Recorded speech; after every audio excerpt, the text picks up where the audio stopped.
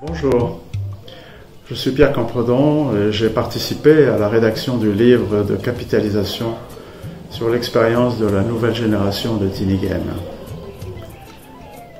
Il faut imaginer ces jeunes enfants qui quittent pour la première fois leur maison, leur ville, leur famille, leur école, pour aller découvrir les plus beaux endroits de la Guinée-Bissau. En lisant les témoignages, on se rend compte à quel point cette expérience les a marqués. Tout d'un coup, leur monde s'élargit.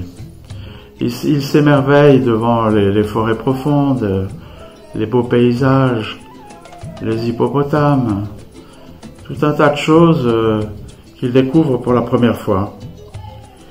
Et le soir, ils partagent ces nouveautés avec les enfants de leur âge qui deviendront pour la plupart des amis pour la vie. Dans cette expérience, ils sont accompagnés par des personnes qui sont des spécialistes de la nature, de l'histoire, de la culture. Ce sont par exemple Léopold Amado qui va leur parler de l'histoire de la lutte de libération dans les forêts même de Cantagnès. C'est Alfredo Simon da Silva qui leur raconte les mangroves, ou encore Antonio Araujo qui va leur parler des oiseaux.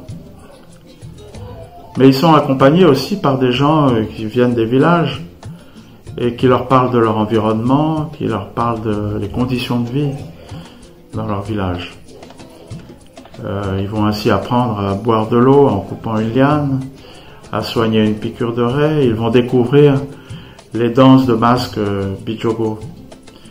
Et tout ça, ça va les émerveiller. On voit bien sur les photos d'ailleurs du livre et sur la couverture du livre en particulier, le regard émerveillé des adolescents dans toutes ces découvertes.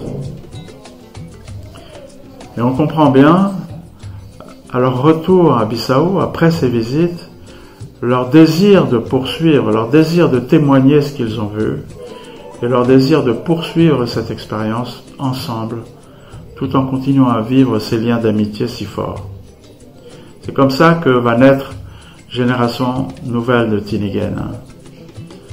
Pendant près d'une vingtaine d'années, ils vont s'organiser, développer des projets, réhabiliter des quartiers qui auront été abîmés pendant la guerre, animer des festivals rap, tout un ensemble d'activités au cours desquelles ils vont acquérir des compétences, des valeurs, des savoirs.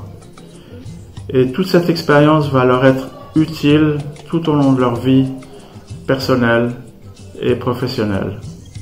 C'est toute cette histoire qui est racontée dans le livre sur la nouvelle génération de Tinighen.